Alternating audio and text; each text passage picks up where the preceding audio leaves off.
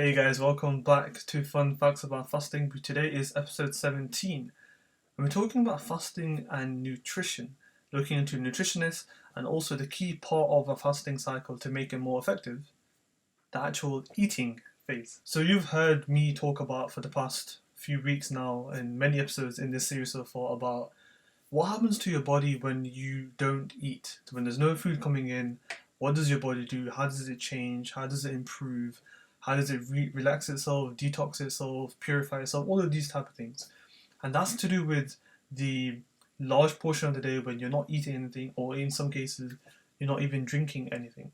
But we can't forget a crucial part to an optimized and effective fasting schedule, no matter what it may be for whatever purpose, is what you eat in the eating phase. Now, with one of my roles that I get to work with actually nutrition-based researchers. So these are academics who have a background in nutrition, applied nutrition, exercise physiology, looking at healthy eating, psychology, the biochemistry behind nutrition, and especially when somebody's going through a fasted state, is even more important what you eat when you break your fast and then when you just before you're about to start your fast, because your body is primed for nutrients.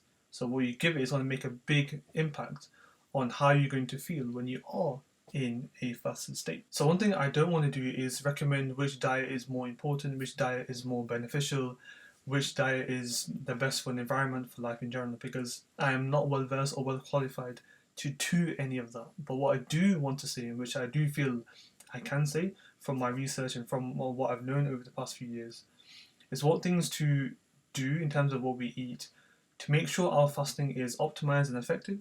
And number one thing to make sure we avoid that's going to really harm or have a detrimental impact to our fasting. Now, you heard me talk about TV doctors in the previous episodes, and one of the best things I've learned from them, which is really good explanation, is you want to help your body to get used to burning fat. When you're in the fasted state, your body is now relying on fats as an energy source. It's going through fatty acid metabolism. So if you can optimize your body to be really good at using it, it's going to be more effective, it's going to be more efficient, and it's going to be more productive for you. So a lot of kind of healthy fats, avocados, grass-fed butter, you're going to looking at many nuts and oils. They are part of that kind of healthy fat source, and in many ranges you can see over here now. Including that into your eating window is going to really help your body to get used to burning fat. And that's one of the key messages I want to say in this episode is you want to make sure your body is getting used to burning good fats, not ones that are going to be really harmful and detrimental to your body. So, and there's many areas of good fats that are really important. But as I mentioned earlier, those are the ones that I recommended, and some I've recommended in the description box, based on the literature and research that I've looked into, based on recommendations from health experts that I follow and that I admire and that I learn from. But number one, this is like, my microphone's gonna go weird, but this is the number one thing to avoid. Now that is very highly processed, refined, simple carbohydrates. What does that mean? Very high sugary foods. Now the main reason why, even though this is superly duperly obvious and very clear cut, the reason why it's very important to try and avoid these or limit these where possible in your eating phase is whenever you're under ketosis, and even if you are drinking water, and let's say for argument's sake that you're not, you don't want to be dehydrated whilst you are fasting. That's one of the biggest no-nos you want to do. And highly refined carbohydrates, very sugary, increase your blood sugar levels.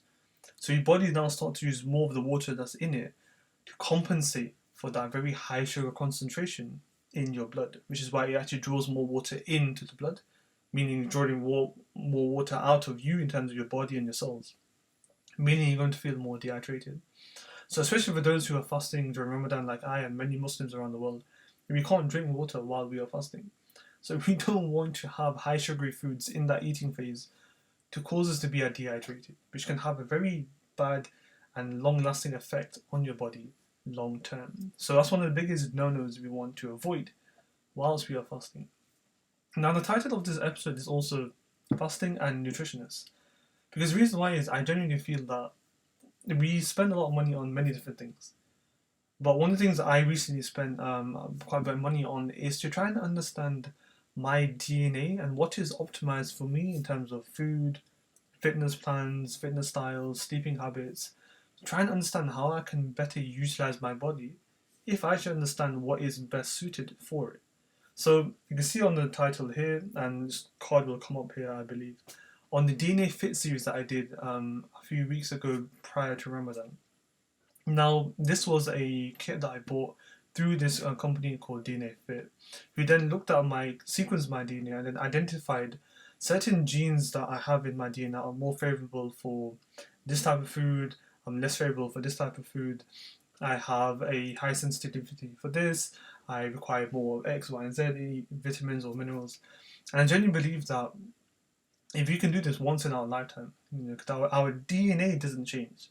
The expression of our DNA does change, which I also should talk about in depth in that video. And I think it's worth checking out just to give you an idea of, right, if we are serious about fasting, and that generally means we're serious about what we eat, why not take it one step further and try and optimize what we eat? Because what I eat is good for me may not be good for you, and vice versa. And there's so many millions and billions of people around the world. We all don't probably optimize with the same diet. We can't function if we all have the same diet. Some little tweaks and slight changes are probably better suited for one person as opposed to another person.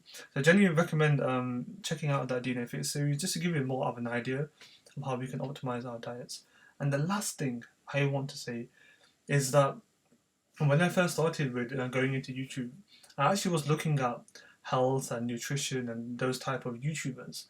And one that really kind of helped me in terms of not the videography side, because her videography was so like spot on in terms of the camera control, the colors that you see on the YouTube videos, but also more importantly, the different recipes that this person was showing was actually remarkable. Now, I'll be guilty to say I have not cooked one of these recipes yet, but I'm hoping to do so because they look so colourful, so nutritious. And for those who can't eat meat or don't eat meat or dairy, these recipes are vegan. And the person who I'm talking about is Pickup Limes.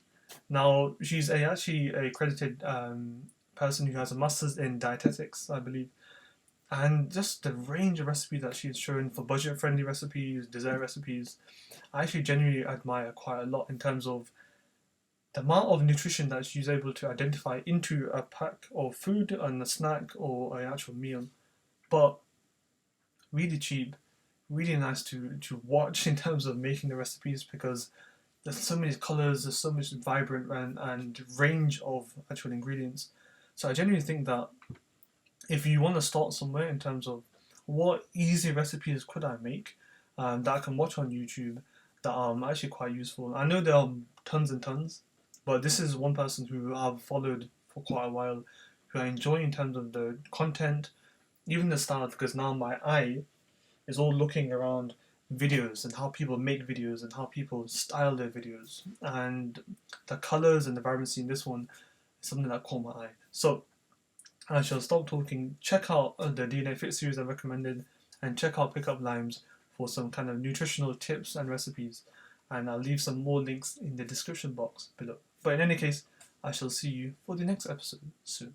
Take care.